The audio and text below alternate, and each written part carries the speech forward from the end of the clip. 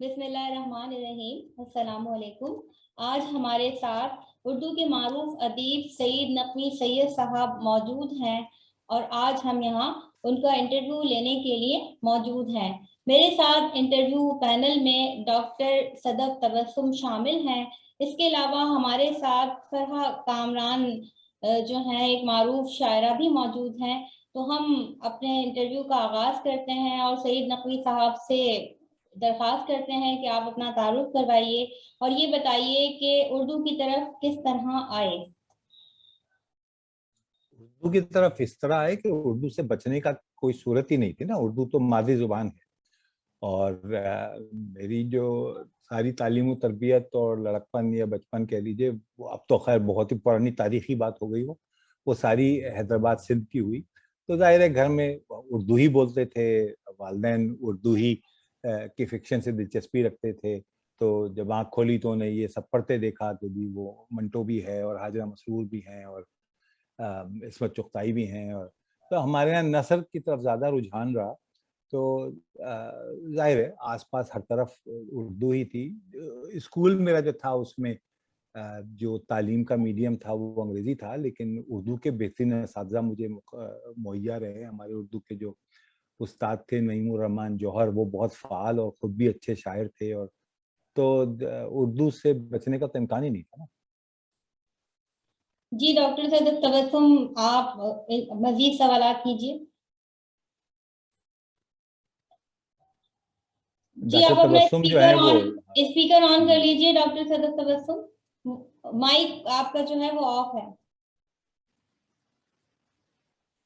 Doctor صاحب آپ mute ہیں۔ السلام علیکم۔ جی وعلیکم السلام۔ میں ڈاکٹر صدف تبسم، شعبہ اردو جامعہ کراچی میں اسسٹنٹ پروفیسر ہوں، اور آپ کے لیے یہاں پہ یقیناً آپ کا نام کسی تعارف کا محتاج تو نہیں ہے۔ میں یہ پوچھنا چاہوں گی کہ آپ نے فکشن لکھا، آپ نے شاعری بھی کی، تراجم بھی کیے، لیکن آپ کے جو تراجم ہیں اس میں اردو سے انگریزی میں صرف ایک کتاب ہمیں نظر ملتی ہے، یعنی کہ میرا جہاں تک خیال ہے کہ اردو کے فروغ میں جو سب سے اہم چیز ہے وہ اردو کو انگریزی اور دیگر زبانوں میں منتقل کرنا جو ہے وہ زیادہ اہم ہے کہ ہماری زبان کو فروغ ملے، اس کو پڑھنے والے میسر آئیں۔ تو ایسا آپ نے مزید سوچا کوئی اور ایسی کتاب جسے آپ اردو سے انگریزی میں ترجمہ کرنا چاہ رہے ہوں یا کر رہے ہوں؟ ایسی بہت سی کتابیں ہیں ڈاکٹر صاحبہ، اور جیسا کہ میں نے ذکر کیا تھا، لیکن میری انگریزی واجبی ہی ہے، اس لیے کہ جو ہماری تربیت ہے انگریزی تعلیم کی وہ پاکستان میں ہی ہوئی ہے، اور اس تربیت کا جو ایک بڑا جز ہوتا ہے وہ یہ کہ نوکری کے قابل ہو جائے، درخواست لکھ سکے، dear sir the FIDWI will like to submit this application۔ اس میں وہ روانی نہیں ہے، اس میں وہ روزمرہ اور محاورات نہیں ہیں۔ یہاں پہ بھی جب میں انگریزی سے بھی جب میں اردو میں تراجم کرتا ہوں تو بعض اوقات میری بیٹیاں بہرحال مقامی اسکولوں سے تعلیم یافتہ ہیں اور یہاں کی، تو ان سے مجھے پوچھنا پڑتا ہے کہ یہ جو اس نے لفظ، یہ جو اس نے جملہ لکھا ہے، فقرہ لکھا ہے، اس کے کیا مطلب نکلتے ہیں، اس لیے کہ بعض دفعہ استعاراتی معنوں میں زمانی جملے ہوتے ہیں۔ ہاں، تو خاص طور پہ یہ ابھی جو وہ دلاری کے نام سے میں نے اس کا ترجمہ کیا تھا، وہ نوبل انعام یافتہ، مجھے اس کا نام نہیں یاد آ رہا، لکھنے والی کا بلاوڈ، تو اس میں مجھے بہت دشواری، اس لیے کہ اس میں وہ جو جس کو ہم افریقی امریکی یا سیافام امریکی کہتے ہیں، ان کی 19ویں صدی کی اور 18ویں صدی کے پس منظر میں جو ان کی گفتگو ہے، وہ گفتگو اب اتنی جو ہے یہاں پر مستعمل نہیں ہے۔ تو اب دیکھیے جو میں نے وہ ترجمہ کیا تھا اردو سے انگریزی میں، ان سرچ آف بٹرفلائز، اگر وہ وہاں پہ صرف کراچی میں ڈیفنس کے رہنے والے ہی پڑھ رہے ہوں تو اس سے مقصد حل نہیں ہوتا نا، اس لیے کہ وہ لوگ زیادہ روانی سے سہل اس سے انگریزی پڑھ لیتے ہیں اردو کے مقابلے میں۔ تو میرا مقصد تو یہ ہے کہ یہ جو بھی ہمارا فکشن ہے وہ لندن میں یا ڈنمارک میں یا سویڈن میں یا امریکہ میں کینیڈا میں پڑھا جائے، تو اس کے لیے جو ہے ایسے لوگ کہ جن کی انگریزی میں ذاتی طور پہ سمجھتا ہوں کہ بہت بہتر ہو۔ اس کی دیکھیے ہمارا میرے خیال ہے ایک نمائندہ جو فکشن نگار تھے نیر مسعود، کہ جن کے افسانے پڑھے بغیر آپ کو اردو فکشن کے موجودہ پیچیدگی، ان کا بہترین ہمارے ترجمہ نگار تھے عمر میمن، ٹھیک ہے نا, بہترین انہوں نے ان کے ترجمے شائع کیے, اسنیک کیچر اور وہ سب, لیکن وہ عام مقبولیت نہیں حاصل ہوئی ان کو. ٹھیک ہے نا, اس میں اس کے مقابلے میں اگر آپ دیکھیں تو پھر بھی جو فرانسس پرچٹ نے جو ترجمہ کیا اور سمندر جو ان کے بستی, نئی بستی یا انتظار حسین صاحب کا, وہ اتنا مقبول ہوا کہ بہرحال پھر وہ ریکمینڈ ہوا اور وہ جا کر کے بوکر انعام کے میں سلیکٹ ہوا. تو یہی میرا مقصد ہے کہ اگر ایسے لوگ ترجمہ کریں, یا جو باہر رہ کر کے جن کی انگریزی اتنی اچھی ہے, محمد حنیف ہیں اور دوسرے لکھنے والے ہیں, تو وہ اگر تراجم کریں کہ جن کو انگریزی پہ اتنی عبور اور روانی ہے, تو میرے خیال میں زیادہ بہتر ہوگا. جی بہت شکریہ. ایک چیز اور پوچھنا چاہوں گی کہ کچھ افسانے جو میرے زیر مطالعہ آپ کے رہے, تو اس میں جو تہذیب اور جو ثقافت ہے وہ پاکستانی ہے زیادہ تر. یعنی یہ ٹھیک ہے کہ آپ نے وہاں کی بھی کچھ چیزیں لکھی ہیں, لیکن زیادہ تر افسانے جو ہے وہ مجھے وہی مقامی رنگ, یعنی مجھے اپنے دل سے قریب محسوس ہوئے, اپنے حالات, اپنے واقعات, یہ ساری چیزیں دیکھنے کے لیے ملی. اور جو موضوعات نظموں میں بھی میں نے دیکھے وہ یعنی کہ پاکستان کی مٹی سے جڑے ہیں. اس میں آپ کا رشتہ جو ہے وہ پاکستان سے زیادہ مضبوط نظر آتا ہے. تو کیا کوئی ایسی آپ کا خاص طور پہ ہے جس میں تہذیب بھی نظر آئے جہاں پہ آج کل آپ مقیم ہیں؟ ہاں, کئی بہرحال افسانے ایسے ہیں, لیکن وہ آٹے میں نمک کی ہی برابر ہیں. میرے خیال ہے 10-15% افسانے ایسے ہوں گے جو میں نے یہاں کے ماحول پہ لکھے ہوں گے. وجہ یہ ہے کہ میرا خیال میں اینتھروپولوجیکل اسٹڈیز آپ دیکھیں یا انسانی نفسیاتی اسٹڈیز دیکھیں تو وہ کہتے ہیں کہ تقریباً 3 نسلیں ایسی لگتی ہیں کہ جب آپ بالکل اپنا جو چولہا اتار کر کے اور آپ اس نئے معاشرے میں رچ پڑ تو میں پھر میرے بعد جو میری اولاد ہے وہ بھی تھوڑی بہت ٹوٹی پوٹی اردو پڑھ لیتی ہے, بولتے تو خیر وہ روانی سے ہے, تو ان کے اندر بھی بہرحال وہ پاکستانیت باقی رہتی ہے. تو ان کے جو بچے ہوں گے نا وہ پھر وہ بالکل نامانوس ہو جاتے ہیں. تو بہرحال جو پھر ابتدائی تشکیلی سال تھے یا دور تھا, تو وہ تو سارا وہیں کا گزرا, اور جس سے ذہن نے زیادہ ذہن چیزیں لیتے ہیں ہم. ہاں, اب تو پھر میں زیادہ چیزوں کو ریشنلی دیکھنے لگتا ہوں نا, ان کا کوئی جواز بنا لیتا ہوں کہ اب عمر کے حصے میں ہوں تو وہ اتنا کم تشدد میرے اوپر کرتے ہیں, لیکن جو اس زمانے کی چیزیں جنہوں نے کہ بہت زیادہ جوڑا وہ پھر افسانوں میں زیادہ جھلکتے ہیں. لیکن آپ صحیح کہہ رہی ہیں, اس لیے کہ آپ کو اس بات کی زیادہ ضرورت ہو کہ میں یہاں کا ماحول اور یہاں آنے والے تارکین وطن کے جو مسائل ہیں ان کے اوپر مسائل. جی, اس وقت ہمارے ساتھ ہمارے ایم فل کے ایک ریسرچ اسکالر منیب الحسن موجود ہیں, جنہوں نے آپ کے تراجم بھی پڑھے ہوئے ہیں اور آپ کی دیگر تحریریں بہت اچھی طریقے سے ان کے زیر مطالعہ رہی ہیں. اگر منیب اپنا کیمرہ آن کر لیتے ہیں اور آن لائن آ کر سعید نقوی صاحب سے کوئی سوال پوچھنا چاہتے ہیں تو پلیز منیب آپ آن لائن آ جائیے, کیمرہ آن کر لیجیے. السلام علیکم, کیا آپ لوگ مجھے سن سکتے ہیں؟ جی بالکل. جی وعلیکم السلام. سعید نقوی صاحب, سب سے پہلے تو میں آپ کا شکریہ ادا کرنا چاہوں گا کہ آپ نے ہماری زبان کو دنیا کی دیگر زبانوں کے مقابلے میں لانے میں اہم کردار ادا کرنے کی کوشش کی, اور یہ سلسلہ تاحال جاری ہے. اس کے ساتھ ساتھ میں اپنے محسن استاد, مربی, مشفق پروفیسر ڈاکٹر رؤف پاریک کا بھی شکر گزار ہوں, جنہوں نے پہلی بار مجھے آپ کے کام اور آپ کے ایک ناول بارش سے پہلے سے متعارف کرایا. پھر ہمارے ایک دوست اور ہیں سید کاشف رضا, انہوں نے حال ہی میں نوبیل انعام حاصل کرنے والے ادیب پر جو آپ نے ترجمہ ان کے کام کا کیا اس سے بھی متعارف کرایا. تو ایسا نہیں ہے کہ اردو دنیا یا ہمارے جو لوگ ہیں یا جو تہذیبی روایت کے اثر کے افراد ہیں وہ آپ سے یا آپ کے کام سے ناواقف ہیں. سر, ایک میرا بہت بنیادی سوال آپ سے یہ ہوگا کہ ایک صاحب ہیں رضا علی عابدی صاحب, اردو پڑھنے لکھنے اور جنگ اخبار پڑھنے لکھنے والے, ان سے واقف ہیں. 2 سال پہلے ترجمے کے عالمی دن کے موقع پر انہوں نے ایک کالم لکھا اور اس میں انہوں نے بتایا کہ ترجمہ ایک تخلیقی عمل بھی ہے. یہ میرے سوال کا دوسرا حصہ ہے, میں اس پہ بعد میں آؤں گا. اس کالم کا اختتام انہوں نے اس شعر اور ایک مصرے پر کیا, میر انیس کر. انہوں نے کہا کہ بھائی شاعری کا ترجمہ ممکن نہیں ہے. تو ایک تخلیق کار کی حیثیت سے اور ایک ترجمہ نگار کی حیثیت سے میں آپ سے یہ پوچھنا بھی چاہتا ہوں, کیونکہ میں خود بھی تھوڑا بہت ترجمے سے شغف رکھتا ہوں اور میرا بنیادی جو ماسٹرز ہے وہ ایم اے انگریزی ہے, تو میں دونوں فکشن کا تقابلی مطالعہ بھی کرتا رہتا ہوں. یہ مجھے سر بتائیں, انہوں نے مصرع لکھا کہ آج شبیر پہ کیا عالم تنہائی ہے, اور انہوں نے کہا بھائی یہ مصرع اب دنیا کی کسی بھی زبان میں ترجمہ نہیں ہو سکتا. تو آپ مجھے یہ بتائیں کہ کیا دنیا کی کسی بھی زبان سے اس دوسری زبان میں مکمل متن کے ساتھ ترجمہ ممکن ہے؟ اور سوال کا دوسرا حصہ یہ ہے کہ کیا ترجمہ بھی ایک تخلیقی تجربہ ہے؟ تو منیب بہت شکریہ.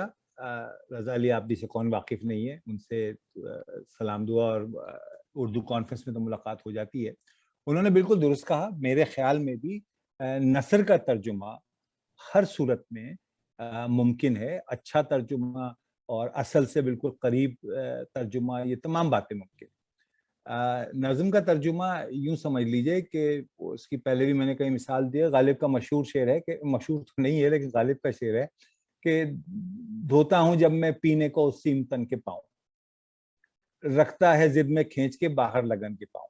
جی جی بالکل بالکل. شبیر کی عالم تنہائی میں جو گہرائی ہے اس کو تو آپ چھوڑیے, یہ آپ جب اس کا آپ انگریزی میں ترجمہ کریں گے کہ when I wash her feet to drink it, تو وہ جو ہے نا وہ کتاب وہیں بند کر دی جائے گی کہ کیا بیوقوفی ہے اور حماقت کی وہ ہے. تو جو استعاراتی کمالات ہمارے ہاں نظم میں دکھائے جاتے ہیں اور شعر میں دکھائے جاتے ہیں, ان کا نچوڑ جو ہے اس کا ترجمہ کرنا بہت دشوار ہے. تو اقبال کا, غالب کا, ان تمام لوگوں کا انگریزی میں ترجمہ ہوا ہے, لیکن سوائے اکیڈمیشنز کے یا مدرسوں کے یا جامعات کے علاوہ باہر جو ہے وہ نہیں آ سکا, مقبول نہیں ہو سکا. اور اس کی ایک غالب وجہ یہ بھی ہے کہ اس کے اتنے اچھے تراجم نہیں ہوئے. لیکن بہرحال اس لیے کہ رومی یہاں پر ہے, بہت مقبول ہے. رومی کلبز قائم ہیں جس میں لوگ رومی کے اشعار پڑھتے ہیں, ان سے واقف ہوتے ہیں. تو لیکن جو ہمارے یہاں جو شاعری میں استعارے اور پھر آپ اس کو کیا کہتے ہیں تلمیحات ہیں, اور اس کے لیے پوری آپ کو بیک گراؤنڈ سمجھانا پڑے گا, یا مبالغہ ہے, تو اس کا جو ترجمہ ہے شاعری کا وہ میرے خیال میں اتنا آسان نہیں ہے. اب آپ اس کا اگر یہ لکھ دیں گے کہ جی آج شبیر پہ کہ عالم تنہائی ہے, تو نیچے ایک پورے پیراگراف میں آپ کو کربلا کا پس منظر بیان کرنا پڑے گا, ٹھیک ہے نا. اور اس جملے میں جس قدر یاسیت ہے, جتنی اداسی ہے, وہ سمجھانے کے لیے ایک اور صفحہ لکھنا پڑے گا. تو اس سے وہ ایک مصرے کی جو خوبصورتی ہے وہ تو گم ہو جائے گی. اور انہوں نے بھی کمال کیا کہ مطلب انیس کے جو غالب کے بعد میں خیال سب سے بڑے شاعر سمجھاتے ہیں, ان کے ایک جملے کی مثال دی. تو میں ان سے بالکل متفق ہوں. نثر کی حد تک تو یہ بات بالکل ممکن ہے اور ہونی بھی چاہیے اور ہو بھی رہی ہے, لیکن نظم میرے خیال میں بہت دشوار ہے. ٹھیک ہے, بالکل صحیح ہے سر. میرے سوال کا دوسرا حصہ یہ تھا کہ کیا ترجمے کو ایک تخلیقی تجربہ سمجھنا چاہیے, کیونکہ آج کل بہت سے لوگوں نے مشینی ترجمہ بھی شروع کر دیا نا, کارپس لنگوسٹکس اور کمپیوٹیشنل لنگوسٹکس میں. تو اس سے کیا اصل ترجمہ نگار جو ہمارے ہوتے تھے, جیسے باری علیق تھے, بڑے اچھے تراجم انہوں نے کیے, تیرت رام فیروز پوری ہیں, بڑے اچھے تراجم ان کے پاس ہیں, پھر عمر میمن کی تراجم کی پوری روایت ہے, اس میں تحقیق بھی ہو رہی ہے, اور بھی عسکری صاحب نے بھی بڑے اچھے تراجم کیے. گو کہ عسکری صاحب ان تراجم کو اپنی زندگی میں کوئی اہمیت نہیں دیتے تھے. تو ہم ترجمے کو کیا سمجھیں, تخلیقی تجربہ سمجھیں, وقت گزاری کا شغل سمجھیں, یا اپنی زبان کو دوسری زبانوں کے مقابل لانے کی کوئی ایکٹیویٹی سمجھیں, یا اسے ایک اصناف ادب میں شمار کریں؟ میرے خیال میں جو ترجمہ ہے وہ اصلی یا جو کوئی تخلیق ہے اس سے زیادہ دشوار کام ہے. اس لیے کہ جب میں کوئی افسانہ لکھنا شروع کرتا ہوں تو وہ میں عموماً میرے افسانے ایک ہی نشست میں پوری ہوتے ہیں. مجھے جو لکھنا ہوتا ہے میں وہ بہت سہولت سے کہتا ہوا چلا جاتا ہوں, میں لکھتا چلا جاتا ہوں. اس میں مجھے کچھ سوچنے کی اس کی ضرورت نہیں ہوتی کہ یہ میں نے کیا لکھ دیا, ٹھیک ہے. لیکن جب میں ترجمہ کر رہا ہوتا ہوں تو یہ مجھے اپنے آپ کو اس ترجمے سے علیحدہ کرنا ہوتا ہے, پہلی بات. دوسری بات یہ کہ مجھے خیال رکھنا پڑتا ہے کہ اس میں کیا اس لکھنے والے کا انداز بیاں جھلک رہا ہے یا نہیں. ایک ایک جملے کو کئی دفعہ بدلنا پڑتا ہے تاکہ اگر اس کے انداز بیاں میں شوخی ہے یا آئرنی ہے یا جو بھی ہے وہ آنا تو ضروری ہے, ورنہ جی بالکل صحیح کہا آپ نے. ایک مقصد تو اہم مقصد یہ ہے نا کہ آپ اس کے بیانیے سے واقف ہو سکیں, ٹھیک ہے. تو اب جب مارکیز کا ایک بالکل الگ بیانیہ ہے یا کنڈیرا کا ایک الگ بیانیہ ہے, اور اگر آپ اس کی تحریر میں گھس کر کے اس کو نہیں اپنا سکیں گے تو آپ اچھا ترجمہ نہیں کر سکیں گے. یہی وجہ ہے کہ آپ کو تراجم کے اتنے بے تحاشا مختلف معیار ملتے ہیں, کہ جیسا کہ آپ نے کہا کہ کچھ لوگ تو ٹرانسلیٹریشن کی طرح سے اس کا صرف بس وہ لفظی ترجمہ کر دیتے ہیں, ان مانوی سطح پہ اس کے پاس نہیں جاتے. اور جی بعض بالکل دفعہ صحیح یہ کہا. ممکن بھی نہیں ہوتا. بعض دفعہ ایسا ہے کہ یہ ممکن نہیں ہوتا کہ آپ اس جملے کو اسی طریقے سے اردو میں ترجمہ کر سکیں. تو آپ کو اس طرح سے قریب ترین آپ کو کرنا پڑتا ہے. An intimate history of gene ایک کتاب ہے جس کا میں نے ترجمہ کیا تھا. تو اب یہ جو انٹیمیٹ ہسٹری کا جو ترجمہ ہے وہ کم از کم میرے بس سے باہر آیا, سے باہر رہا. ٹھیک ہے نا, کہ انٹیمیٹ ہسٹری سے کیا مطلب ہے, ایک اندرونی, ایک قریبی, یہ تمام جو معنی ہیں یہ اس لفظ کی خوبصورتی کو نہیں ظاہر کر رہے تھے. تو اسی طریقے سے انٹیمیٹ جیولری یا اس طرح سے انٹیمیٹ جیولز کا اگر آپ لفظ استعمال کریں خواتین کے حوالے سے تو وہ بالکل ایک دوسرے معنی میں جاتا ہے. تو ان کے لیے ہو سکتا ہے آپ اردو میں معنی نہ نیم البدلنا برداشت کر سکیں. اچھا, پھر اس فقرے کو وہ جو کہتے ہیں کہ جی ابھی تو مصرع سیدھا کرنا سیکھ رہے ہیں, تو اس کی جو نثر ہے اس میں بھی یہی بات ہوتی ہے کہ آپ کو اس کو سیدھا کرنا ہوتا ہے. اس نے تو اپنے حساب سے لکھا تھا نا, اس نے اس لیے تھوڑی لکھا تھا کہ اس کا اردو میں ترجمہ ہوگا. بالکل, اس نے جس تو طرح اپنے اس نے تخلیقی لکھنا تجربے میں لکھا تھا. جی, تو اب آپ جب اس کا اچھا ترجمہ کرنا چاہیں گے تو آپ کو بہت سی اور باتوں کا بھی خیال رکھنا پڑے گا, جس کی وجہ سے ترجمہ اصلی تخلیق سے اکثر زیادہ دشوار ہو جاتا ہے. سر میرا بالکل ایک ٹھیک ہے. سوال ہے آپ سے, آپ MBBS ڈاکٹر ہیں, تو سوال یہ ہے کہ تخلیق کی طرف آپ پہلے آئے, یعنی آپ نے اردو میں لکھنا پہلے شروع کیا یا MBBS پہلے کیا, اور آپ یعنی MBBS کرنے کے بعد آئے تو وہ کیا وجہ تھی کہ آپ جو ہے لکھنے کی طرف آئے؟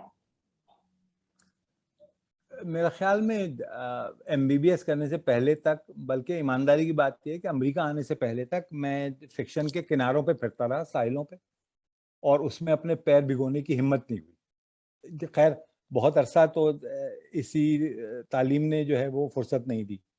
MBBS کے دوران پھر جو ہے وہ اس کے بعد انگلینڈ چلے گئے, وہاں وہ MRCP FRCP وہ سب بہت سخت امتحانات تھے, تو اس میں کوئی ایسا وہ پھر جب امریکہ آیا تو 35-40 برس کی عمر میں اس وقت یہ یقین نہیں تھا کہ کیا میں لکھ بھی سکتا ہوں یا نہیں.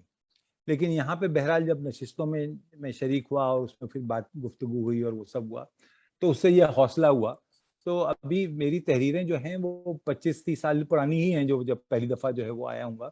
تو پہلے MBBS ہی ہوا, پہلے روزگار کا جو ہے وہ روٹی کا بندوبست ہوا, اور اس کے بعد جو ہے وہ دوسرے شغل کی طرف جو ہے اظہار کی طرف جو ہے وہ آیا. سر ایک اور سوال ہے کہ میں نے دیکھا کہ آپ نے کہیں کہیں علامتی انداز بھی اپنایا ہے, تو علامتی یعنی جو ایک انداز ہے, علامتی جو اسلوب ہے, اس میں آپ کس سے متاثر ہیں؟ اردو میں اگر کوئی ایسا ہمارا ادیب ہے کہ جس کے علامتی انداز سے آپ متاثر ہوئے ہوں؟ میرا خیال میں سبھی سے متاثر ہوا ہوں گا. شعوری طور پہ میرے علم میں نہیں ہے کہ میں کسی ایک سے متاثر ہوا ہوں, لیکن ظاہر ہے جب آپ پڑھ رہے ہوتے ہیں اردو میں بھی اور غیر اردو میں بھی, تو یہاں رہنے کی وجہ سے کتابیں ہمیں انگریزی کی اور لاطینی امریکہ کی آسانی سے مل جاتی ہیں, اور ان کو دسترس میں رہتی ہیں, وہ پڑھنے کو ملتی ہیں. تو یقیناً اس سے آپ کی تربیت ہوتی ہے ذہن کی, وہ چاہے لاشعوری طور پر ہی ہو. اس میں شعوری کوشش کی ضرورت نہیں ہوتی کہ جی میں اس کا انداز اپنا لوں یا منٹو کا انداز اپنا لوں یا وہ پاسا کا انداز اپنا لوں, بلکہ ایک غیر شعوری طور پر جب آپ کو تحریر پڑھ رہے ہوتے ہیں تو آپ کی ایک ذہنی بلوغت اور بالیدگی میں اضافہ ہوتا ہے کہ بھائی, اور پڑھنے کا ایک بہت اہم مقصد یہ بھی ہے کہ جو ہے وہ آپ کی اپنی ذہنی تربیت. تو اسی لیے آپ تو مجھ سے بہتر واقف ہیں, ایک جو غیر تربیت یافتہ قاری ہے وہ میرے افسانے کا کچھ اور مطلب لے گا, جبکہ آپ جن لوگوں کی تدریس کر رہی ہوتی ہیں, جو تربیت یافتہ قاری تیار کر رہی ہوتی ہیں, وہ میرے افسانے سے کچھ اور گہرائی میں لے گا. تو ہم نے تو لکھ دیا جو لکھ دیا, لیکن پھر وہ قاری کی صلاحیت پر, اس کی ذہنی صلاحیت پر بھی منحصر ہوتا ہے کہ اس میں سے کیا حاصل کرتا ہے. سر ایک اور سوال آپ کے لیے کہ ناول لکھنے کا خیال کیسے آیا آپ کو؟ میرے خیال میں کچھ واقعات اتنے وسیع ہوتے ہیں کہ شاید افسانے میں اتنے آسانی سے نہ سموئے جا سکیں, تو وہ بہت بڑا کینوس فراہم کر دیتا ہے ناول. اس میں پھر منظرناموں کی تفصیل بھی آ سکتی ہے, بہت متنوع کردار بھی آ سکتے ہیں ان کے باہمی. جیسے میرا پہلا ناول جو تھا میرا خیال ہے وہ 9/11 کے واقعے پہ تھا, تو وہ اتنا بڑا واقعہ تھا کہ اس کے اثرات آج 20 سال بعد بھی ہم اسی شدت سے محسوس کر رہے ہیں. تو اس کی تمام تفصیلات کو, پھر اس میں تھوڑی سی ریسرچ کو, پھر اس کے بارے میں ظاہر ہے بہت ہی وہ جو ہمارے یہاں آج کل ایک بہت ہی مقبول جملہ ہے فیک نیوز, تو اس میں فیک نیوز بھی بہت تھی کہ جی وہ خود کرا لیا اور وہ فرانسیسی انجینئر نے کہا ہے کہ یہ تو گر ہی نہیں سکتے تھے اور یہ سب. تو ان سب کو ایک ہی جگہ پر سمونے کے لیے میرے خیال میں افسانے کی جو وسعت ہے وہ کم تھی, تو اس لیے اس کا ناول لکھا. پھر اس کے بعد اب جو تنگی آپ کا امکان ہے, جو پانی کی شدت کا امکان ہے, دوسرا ناول جو ہے وہ اس بارے میں ہے, تو جس سے ابھی تک ہم لوگ اتنے پوری طرح بیدار نہیں ہوئے. تو کل شاید اس پہ کچھ معاہدہ تو ہوا ہے, اب دیکھیے کیا ہوتا ہے. تو وہ اس کی ایک بنیادی وجہ یہی تھی کہ وہ بڑے موضوعات تھے اور ان بڑے موضوعات کے لیے کچھ ایک بڑے کینوس کی ضرورت تھی جو شاید افسانے میں پورے نہ ہو سکتے. جی میں ایک اور سوال آپ سے پوچھنا چاہتی ہوں کہ آپ شاعر بھی ہیں اور ادیب بھی, تو آپ اپنی کس تخلیقی جہد سے زیادہ مطمئن ہیں؟ ایک گھسا پٹا جواب تو یہ ہوتا ہے کہ جی جب وہ مطمئن ہو تو وہ خالق کی موت ہو جاتی ہے وغیرہ, لیکن میں بنیادی طور پہ نثر نگار ہوں, اور بعض دفعہ ایسا ہوتا ہے کہ وہ ذہن میں بلبلاہٹ ہوتی ہے تو کوئی شعر بھی یا نظم بھی سرزد ہو جاتا ہے. لیکن بنیادی طور پر میں خود کو افسانہ نگار سمجھتا ہوں, ناول نگار بھی نہیں سمجھتا. اور میرے خیال میں مجھے جو سب سے زیادہ سہولت ہوتی ہے وہ افسانہ لکھنے میں ہوتی ہے. اور آج کل افسانے کی مقبولیت اور اس کا زمانہ کم ہو گیا ہے. کم از کم مغرب میں تو افسانے بہت کم معیاری لکھے اور پڑھے جا رہے ہیں. ہمارے یہاں افسانہ تھوڑا سا دوبارہ ریوائیو ہوا ہے, دوبارہ سے اس کو تھوڑی سی زندگی ملی ہے. اور میں خیال ہے وہ جو ایک بے تحاشا زیادہ پیچیدہ اور استعاراتی افسانہ آ گیا تھا جس سے جو قاری تھا وہ بھاگ گیا تھا افسانے سے, اب وہ افسانہ زیادہ سہل اور زندگی کی موجودہ مشکلات کے بارے میں آئے ہیں, تو پھر سے بہت پڑھا جا رہا ہے, پسند کیا جا رہا ہے وغیرہ. لیکن میں بنیادی طور پہ میں چھوٹے سے سوال کا تفصیلی جواب دینے کا عادی ہوں, پتہ نہیں اس سے یہ ہوتا ہے کہ وقت گزر جاتا ہے اور آپ سے مزید سوالات سے بچت کا امکان ہو جاتا ہے. تو بنیادی طور پہ میں خود کو افسانہ نگاری سمجھتا ہوں. ڈاکٹر صدف تبسم, آپ کچھ پوچھنا چاہتے ہیں تو پوچھیے. سادہ صاحب ایک سوال آپ سے یہ پوچھنا چاہ رہی تھی کہ جیسے ہم یہاں پاکستان میں دارالترجموں کی ضرورت کو محسوس کرتے ہیں کہ کچھ ایسے ادارے قائم کیے جائیں جس میں جو ہے باقاعدہ طور پر تراجم کا کام کیا جائے, تو کیا امریکہ میں اردو کے حوالے سے کوئی کچھ ایسے دارالترجمے موجود ہیں, یا کوئی حکومتی یا نجی سطح پر کوئی ایسا کام ہو رہا ہے ترجموں کے حوالے سے جو کوئی ادارہ کر رہا ہو؟ میرے علم میں نہیں ہے. یہاں پہ جیسے آپ نے دارالتراجم کا وہ کیا, تو اس قسم کے ادارے ہیں جو لیکن اس سطح تک پہنچنے کے لیے, جیسے فرض کیجئے کہ آپ ایک نئے لکھنے والے ہیں اور آپ اپنی کوئی کتاب بھیجتے ہیں, تو پاکستان میں پبلشر آپ سے وہ کتاب چھاپنے کے پیسے لے مانگتے ہیں کہ جی آپ پوری کتاب کے پیسے دیجیے, پھر وہ چھاپیں گے. پھر آہستہ آہستہ آپ کا نام مانوس ہو جاتا ہے اور پھر آپ کی کتابیں لوگ خریدنے لگتے ہیں. تو وہ مرحلہ آتا ہے کہ پھر وہ پبلشر آپ کے پاس آتا ہے کہ جی کتاب دیجیے نا, اس لیے کہ اس سے ان کو مالی مفاد ہو رہا ہوتا ہے.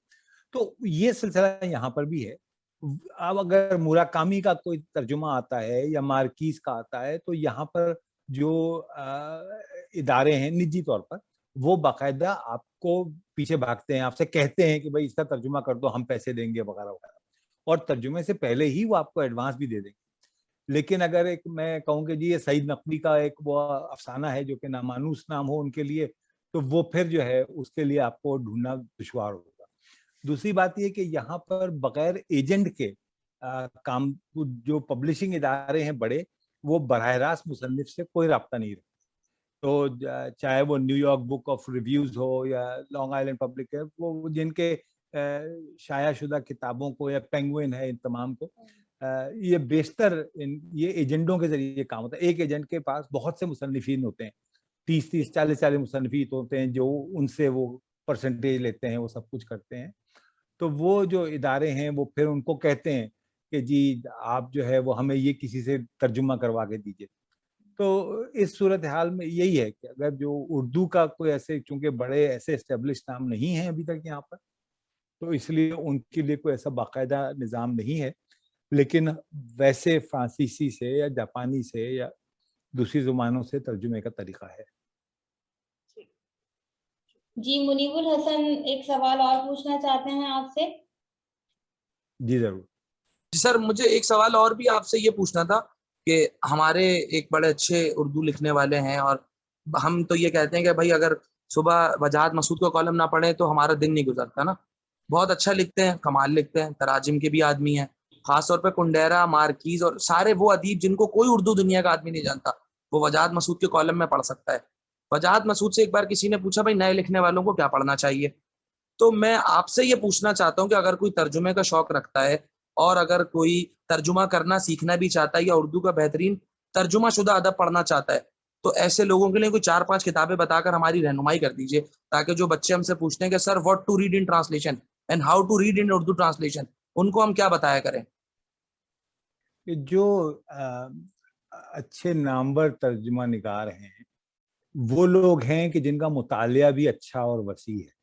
ان میں سے جو 2-3 نام آپ نے لیے تھے, محمد عمر میمن صاحب ہیں یا حسن عسکری صاحب ہیں, تو ان لوگوں نے ان کتابوں کے تراجم کیے ہیں جو واقعی انگریزی میں یا دوسرے ادبوں میں کلاسک کا درجہ رکھتے ہیں. تو ابتدا میں بہت آسان سی بات ہے کہ آپ کو آنکھ بند کر کے عمر میمن کا کوئی بھی ترجمہ اٹھا لیجئے یا حسن عسکری کا آپ کوئی بھی ترجمہ اٹھا لیجئے. تو انہوں نے جو یہاں کی معروف جو ادب میں 10-20-30 کتابیں سمجھی جاتی ہیں سب سے زیادہ بکنے والی, جی ان کا فرینچ کا بہت ترجمہ کیا عسکری صاحب نے. جی, تو ان کا جو ہے وہ, اور بعض دفعہ ایسا ہوتا ہے کہ لوگوں کو براہ راست فرانسیسی پہ عبور نہیں ہوتا, تو اس میں دیکھنا پڑتا ہے کہ جو فرانسیسی سے انگریزی میں ترجمہ ہوا ہے وہ کون سی زبان میں بہتر ہوا ہے.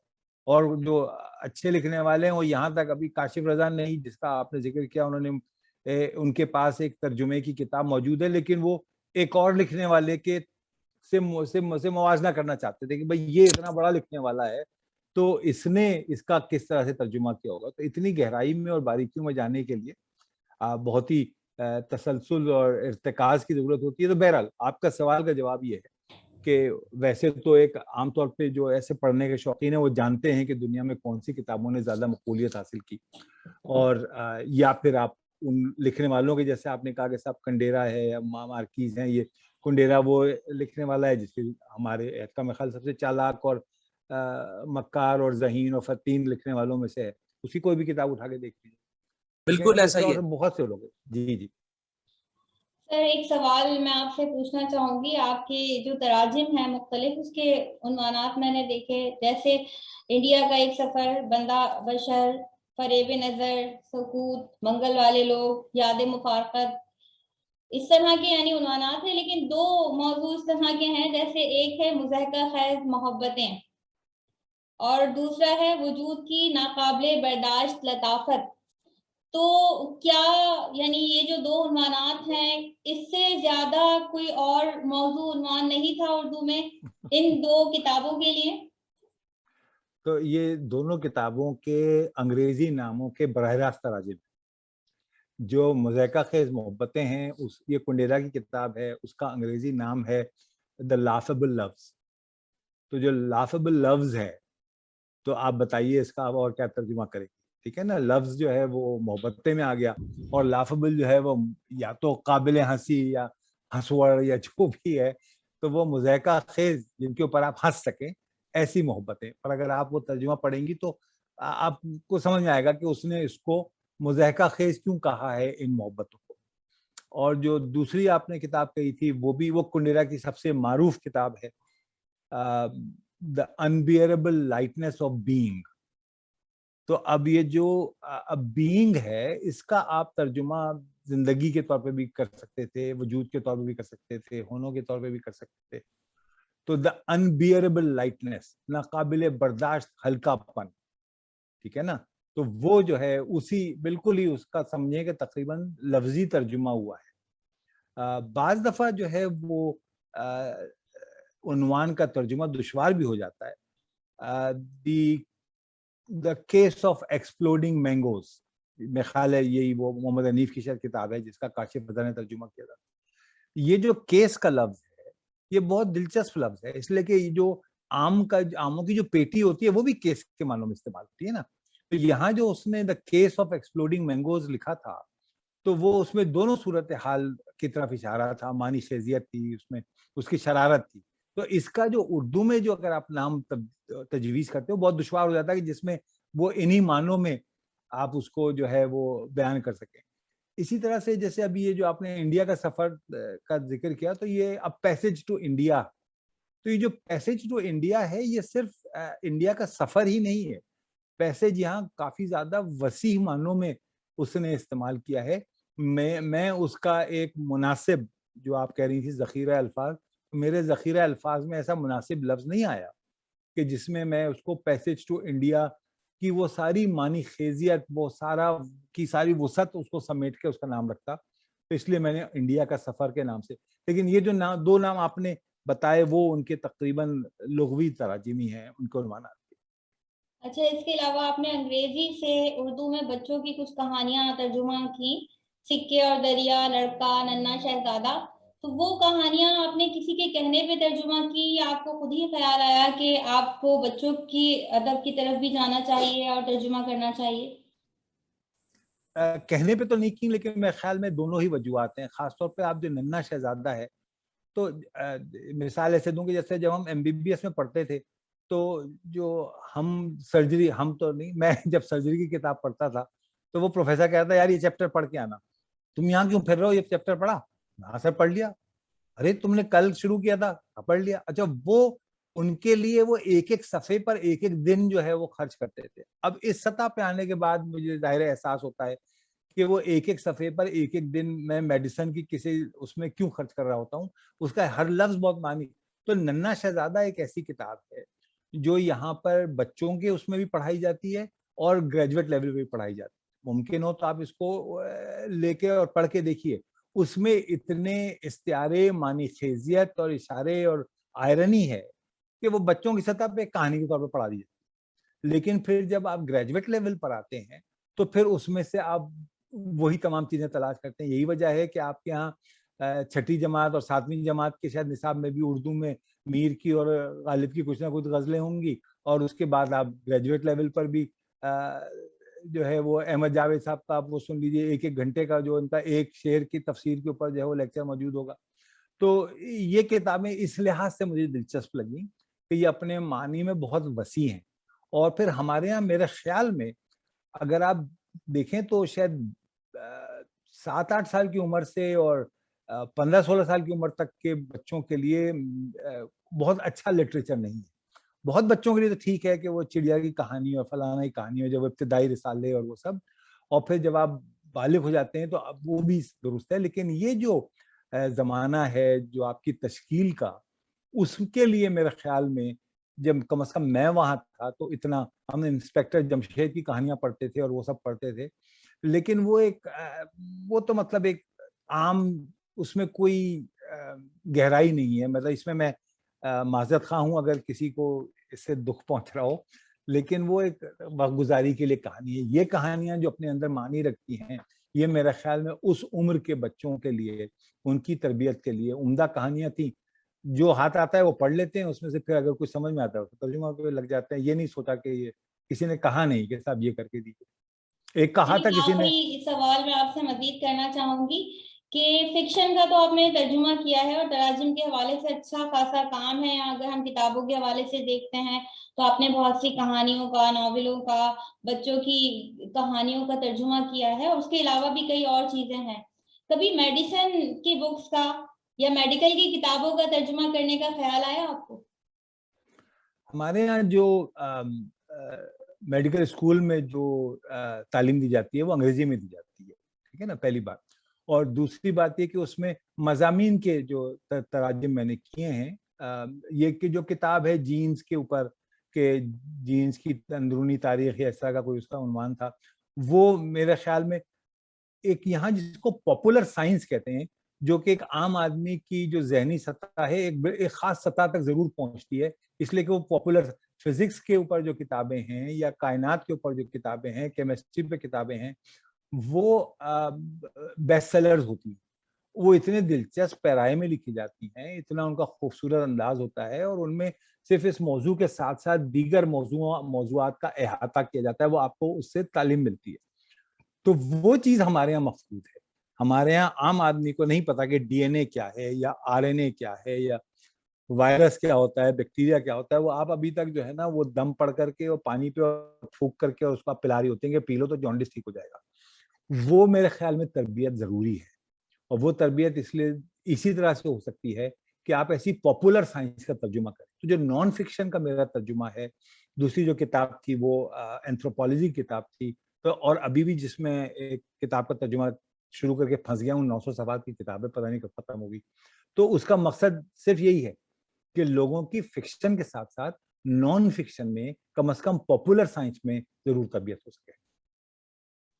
سر یہ ملاقات جو آج یعنی ہماری آن لائن ہوئی بہت اچھی رہی. آپ نے ہمارے تمام سوالوں کے بڑے تسلی بخش جوابات دیے، اور میں اس موقع پر اپنے شعبے کی استاد ڈاکٹر صدف تبسم کا بھی شکریہ ادا کروں گی کہ وہ آن لائن آئیں. منیب رضا صاحب ہمارے ساتھ موجود ہیں. اس کے علاوہ فرح کامران صاحبہ جو ہیں وہ بطور سامع موجود تھیں لیکن موجود تھیں. تو سعید نقوی صاحب آپ ہمارے کہنے پہ آن لائن آئے، ایک بھرپور لیکچر دیا اور ایک بھرپور انٹرویو دیا.